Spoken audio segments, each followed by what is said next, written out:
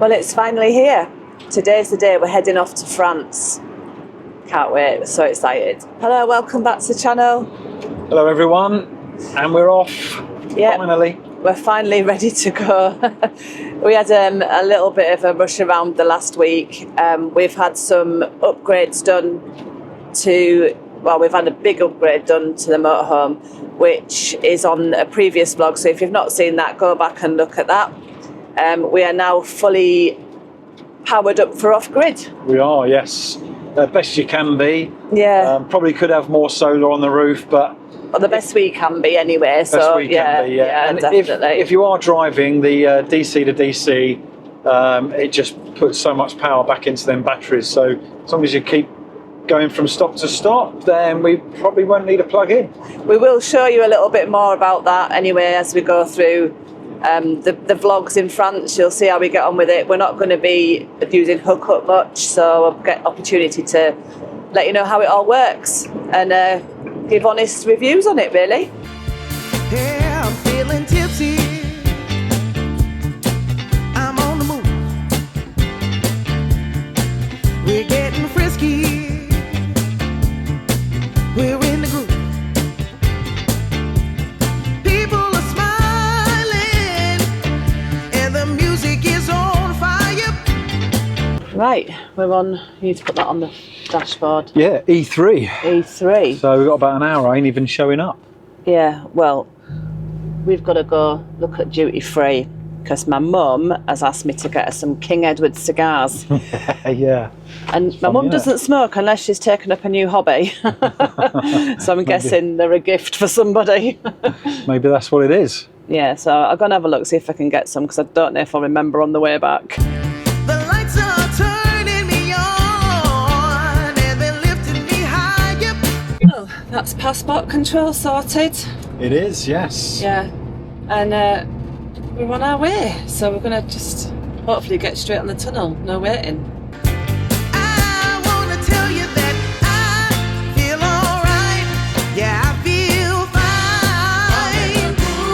Yeah, something inside me is saying that I'm on the move, baby.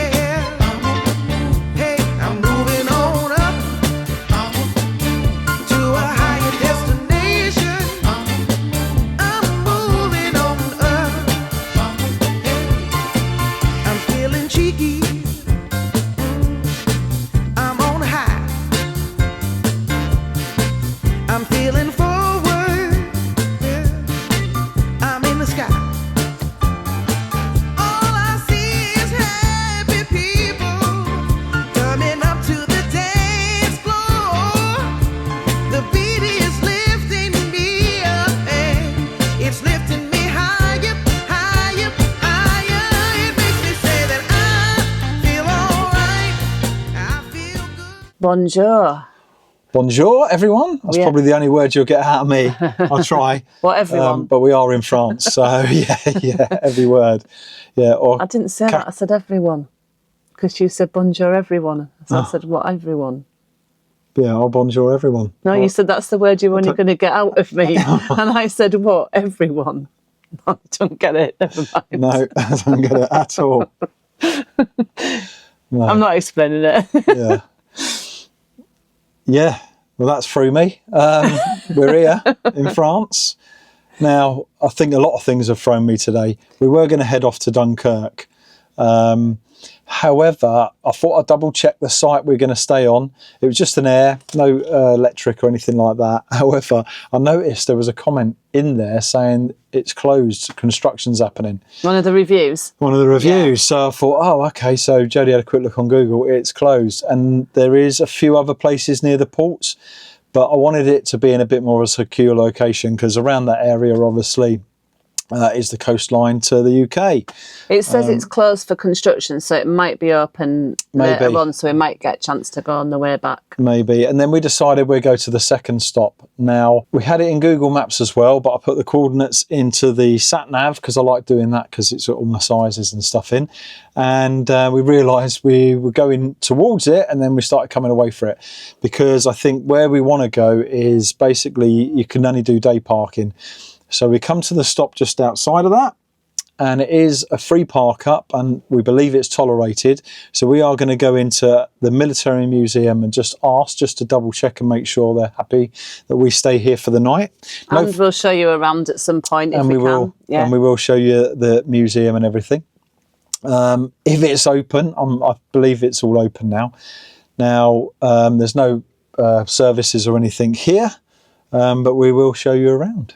I think what you've done is you've planned it that well that you've put the coordinates in for this place and not the big museum we're going to look at maybe tomorrow or whatever as a closest stop. But you thought it was the museum that we were going to's coordinates, and we got a bit confused when we started heading the other way. So that's 2 stops I've nearly messed up on. I've sort of messed up on. Hopefully the rest of the trip don't go like this. But look, we've got things that we want to see. The places where we stay may never go to plan because things change. That's what I mean. We have to plan this so we get to see what we want to see. But it doesn't matter if the stops don't work out, because we prefer that kind of thing, planning the stops as we go anyway. So it's we easier. just go back into that mode if it doesn't work. I think we have to go back into a bit of that mode, head into the direction we're going to. I like that. Then, because it is easier, because obviously you're in the moment there and then. You know, if you plan it a month, 2 months before, things could change by the time you get here. Anything can happen. So, so we're going to pop into the museum just to make sure we can park here. If we can, we'll let you know. If we can't, we'll let you know where we end up. And I'm going to ask them a Keller Fermi view. Okay, I don't know what you can film me what. What time do you close? Right, there you go. And then I won't have any clue what they say back to me. But we'll give it a go. We'll give it a go. But we are excited. We're here. A bit of a stress moment, but now I'm here. And once we get into the pattern of life, shall we say, of the motorhome, we'll be all right.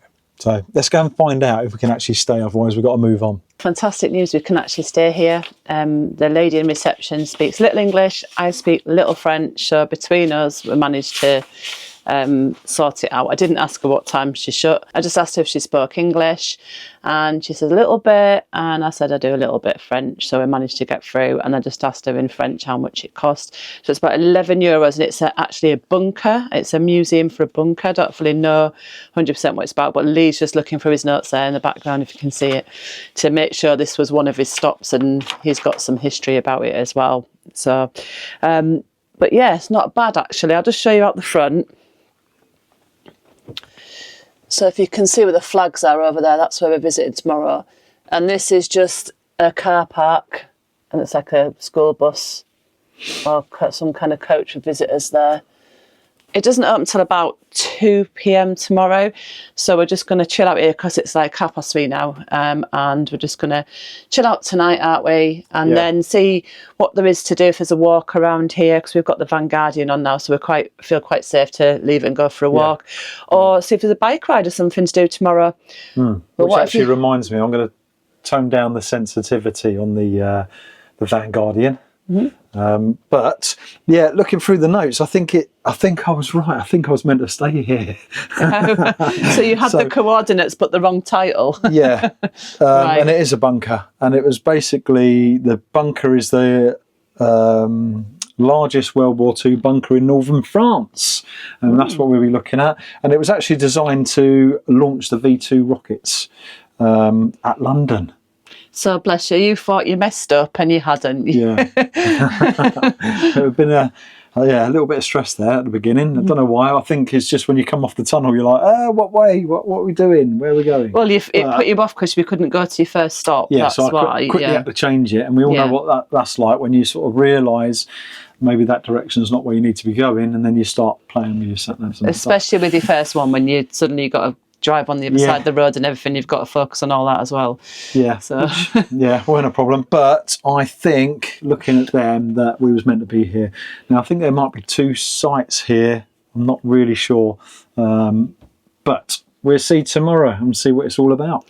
So we'll have a look tonight, see what there is to do, and then we'll pick you back up in the morning and take you with us, whatever we're doing for the day. Yeah, and actually in the museum, I will put a little picture in now because I thought it was pretty cute. And there's a dog in there. Not sure how old the dog was. Didn't look young. No. But yeah, decided to curl up, put his head on my shoe, and yeah, just it was actually laid on your feet. Laid on my feet. And then when we went to leave, he was sat near the door, so we couldn't get out. Good morning. We had a really good night's sleep here, didn't we, last night? We did, yes. Yeah, it was very, very peaceful. We were the only van here, but the sun is shining as well, so it's lovely. Happy with it. It was really nice this morning to wake up to the sun blaring through. Yes, yeah. That was really nice. Yeah, so it is good. And like we say, it's very peaceful here outside the museum because that's where we are and that's what we're going to visit today. So if you'd have seen our vlog on last Sunday, you'd have seen that we have had a power upgrade, which we probably, did we mention it at the beginning of the video? I can't remember. But we have had a power upgrade. I think so. Lee doesn't shut up about it now. So I don't know when we've mentioned it and when we I'm in awe of it, to be honest. It's like, it don't matter what power we seem to use, at the moment with the solar, it seems to be just putting more power into the battery. So do you want to take the camera and go and show them and tell them what system you got? Right, yeah, so if you've seen the video, then we know we've got the Renogy system. Oh, the sun was beaming in my eyes then. And at the moment, we're on 78%. There's a little draw from it because Jodie's got the inverter on. Because you've been using hair straighteners and stuff. We've used the air fryer, everything like that. But it didn't start at 100%. No. Because you had it at 50% and then you drove it from Birmingham down to where we live. Yeah, so about 2.5 hours. So it made it about 75, wasn't it? Yeah. So it was about 75 when we was back in England. Yeah. So it went up a little bit from driving and been gone down. It's come back up with the sun. Yeah. So with the solar. So it's 78 is really good. Yes, yeah, because it's never been fully charged yet. So yeah, I'm sure at some point on this trip it will do. Yeah. But at 78%, we've still got over 400 amp hours. So we've got plenty of battery life in that. Mm-hmm. Yeah, we have. So happy with that. We're just getting ready now. We're going into the Eperlecques bunker.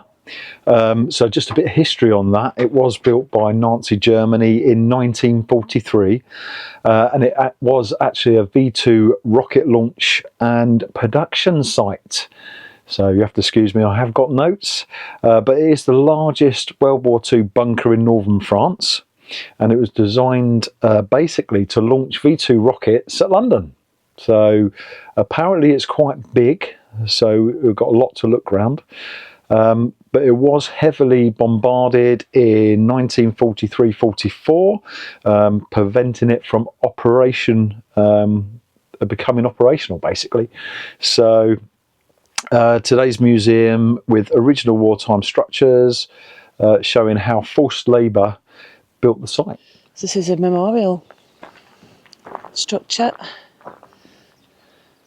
Actually, it's pretty good, isn't it? Are you ready to go in? This is the reception, so we'll just go in and pay. I think it's about €11.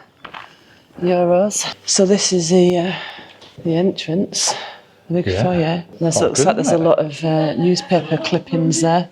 Yeah. I don't know if that's relevant. Could be. Look, a little setup. Yeah. You can come in with me. You can come in two together. Oh, look, together. It says maximum 3. Oh, maximum of 3. Let's push this round then. It doesn't go that way. It goes that way. Oh, that's the way out, is it? That must be the way out. Way out. So what's the way in? We went to the toilets, didn't we? Oh, the toilet. So, we must go that way. Right. Okay, I think we're going the wrong way. So we went to the toilet, so now we've got to go another way. That's the toilets. We'll have to try and get in the exit. Sorry, because I needed to use the toilets anyway, so that was okay. But that was just where the toilets are. But now we're in the right way. Yeah. And not sure if we're doing it the right way round. However, some information boards here. You can see by the pictures what it was like. On the 10th of May, Hitler ordered the mobilisation of the entire workforce. Germany would produce even more weapons and ammunition while prisoners were forced to work until exhaustion. From August 1943, the Todt organisation used a workforce chosen for deportees and prisoners. We're heading up this way. Here we go, number 1. This is the way we're meant to go. This way for history. This is like a little observation post, Lee. How is it? Yeah.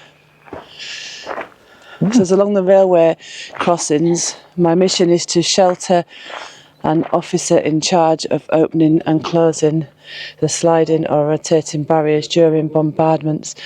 I could observe through the Little holes. holes, yeah. Oh, look at this. Let me go in there. There's flies in there. Right. Ooh. Little command post or something. A bit dark in there, I reckon. Little command post. That's the way to look out. You got one there and all. Ooh, a bit bassy. Won't catch me in there. It's just a sentry box, that's what they are. Yeah, like a guard post. Observation post. God, there's so much, isn't there? You can tell it's going to be big. The way everything's spaced out. When we came in, the woman was talking French to me and I couldn't pick it up. I got that it was something was smelly and about water and that, and I think Frogs, look at all the frogs. she's saying this water's a bit smelly. I don't know what she said. You're missing all the frogs, what? Stink. They've all jumped in now. What are you on about? There was like about 10 frogs jumped in. Oh. Whereas I was walking up, they've all gone in now. It's just like a little submarine. Doesn't it? It's a little one. Little one. Oh, it's the most famous pocket submarine. It was used by the German Navy actually. It says armed with 2 530mm torpedoes. My mission was coastline defence and allies, naval convoys. Sit down there over it here. starts. Berlin, 1930. The German army gives birth to a new special service headed by Captain Dornberger. That was interesting. We just listened to a bit of history about the start of the war Yes. and how it became. If we can, we will stick it in somewhere in the vlog for you. Yeah. Just a little bit about Hitler's plans and how it all came about. It's all about the invasion. At the moment, I think I can hear another one going off, so there must be these points all the way around. Yeah. So you can listen to bits of history as well. But because I think we're the only English ones here going round, and there's other people, I think it's whoever gets there first gets to listen to it in their language. Holes of bombs. You've got sticks there, so I am wondering if they've, I don't know, still got explosives, ordnance out there. Maybe that's why they've got them there with the red on them, I reckon. You know, a bit like a minefield. Yeah, that's probably what it means. There's probably too many to clear them all. Yeah, well that's why it'd be barbed wire around it and everything. Shells. Yeah. We were massively dropped on this site and elsewhere. We are quite varied. So you've got 1 ton and 6 ton shells. Tracking shell and wooden shell decoy. Which is decoy, yeah. And as you can see them all in there as well. Tracing bombs. We were used to test the drop's precision and train pilots. The English training bombs were made of wood, the German ones of concrete, and the 1940 French ones of plaster. So they've got pictures on there. That's and the then wood one, so that's the concrete. That's where they are there, look. So that's concrete as well. But concrete with a metal end and rear. That's fully concrete. Wow. It just goes to show. Some size out there. Yeah. Jeez. Look how many of them.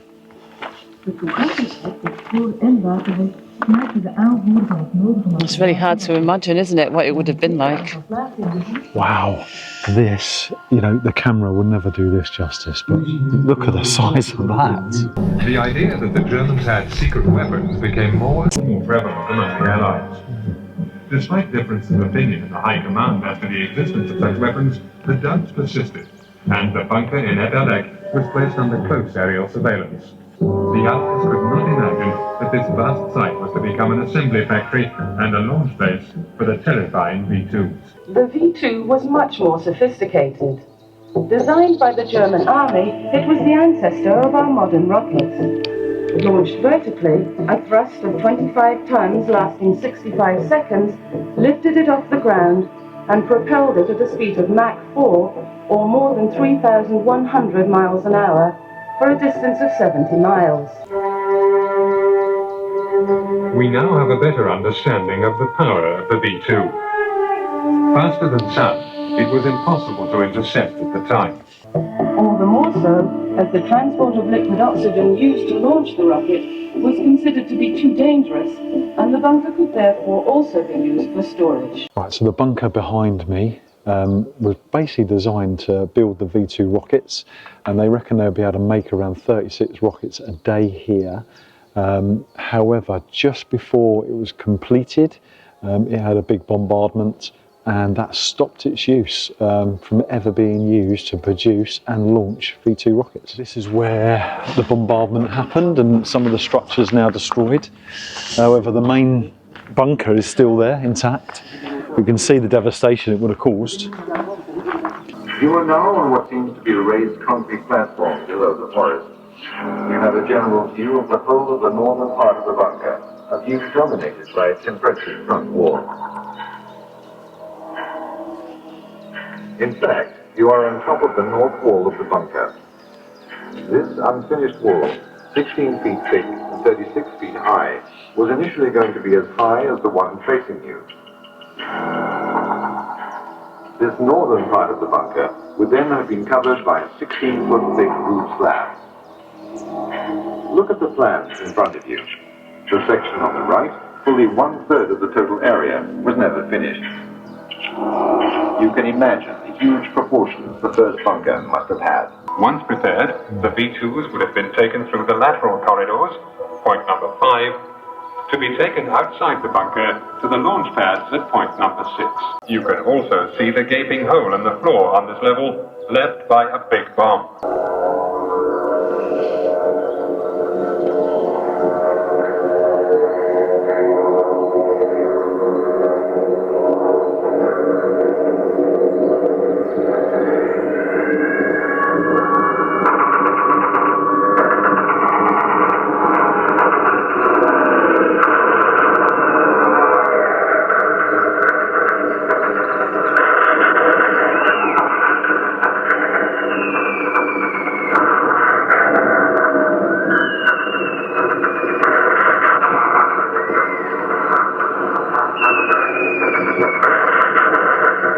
After an hour of intensive bombing, the damage is heavy.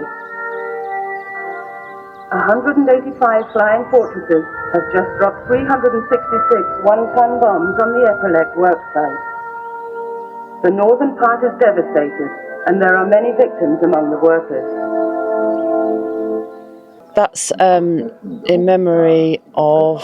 The Belgian workers, I believe, that actually mixed the cement. So this is where they done all the cement, because you can imagine how much cement that used for that reinforced concrete. DMAG crane. This crane says, I worked on 2 organisations building site. I enabled works swift evacuation.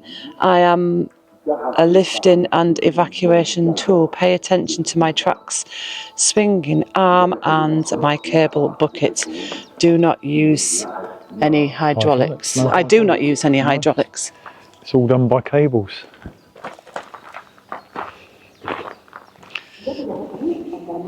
Still find it very hard to sort of picture what this place would have been like with all the workers here. Like Lee was saying, they used all the prisoners and the workers to build that in the end, because that wasn't the original structure, was it, Lee? What's that? That wasn't the original structure, was it? No. So this is part of the original structure, isn't it? Yes, but they never fully completed They it. completed it. No. And then that there, because it got bombed, where you've just heard the sound of the bombing there, because it got bombed, they built this underground, got all the prisoners, the workers and everyone together, and sort of pumped in the concrete. And then they lifted it from under the ground up, Called like it the tortoise effect or something, so slowly lifting it like up. a mushroom. They just pulled it up, and this is what the bunker is now. And that's why it was protected from any of the bombings, because it weren't till really after it was built it was raised. Yeah, because it was supposed to be a much bigger area, wasn't it? But Yeah. because of the bombings, it wasn't suitable anymore. So that's the only bit they could build. I find this a bit strange that these are supposed to be to representing unexploded Maybe. devices, Well, I don't know if they are now because and then they're all just on the side of here. So I'm guessing they got a that these plant with ones, them. I'm guessing these are just for the plants, right? Maybe it's a respect thing. We Oh, haven't maybe. seen anything about them, but they're all tipped in red. So it's either so you see them and don't hurt yourself, or it's something to do with respect. Well, it looks like we're off in. Yes, it's a bit dark in there, so I don't know how it's going to pick up on camera, but it's pretty dark. We look through, really eerie. Cold chill, isn't it? Oh. We are very cold. That's the concrete for you. Coming in, it's massive. There's even a car up there. You probably can't see it. However, down here, look at the size of the rocket. I'm assuming that's where it would have been launched from. They're bigger than I thought. Massive. You can see on the screen there, it looks like they basically took it to the outside from here. It is 7¼ feet thick. Over 3,000 cubic feet filled with concrete. Over 215 tons in motion. This door is once again in working order since its restoration in 1988 using electric motors.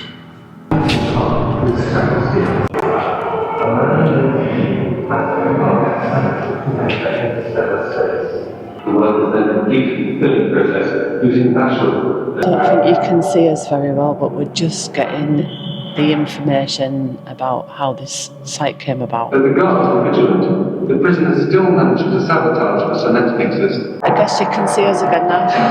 Yeah, But hopefully you can hear us. Yeah, this is the room we've just been in.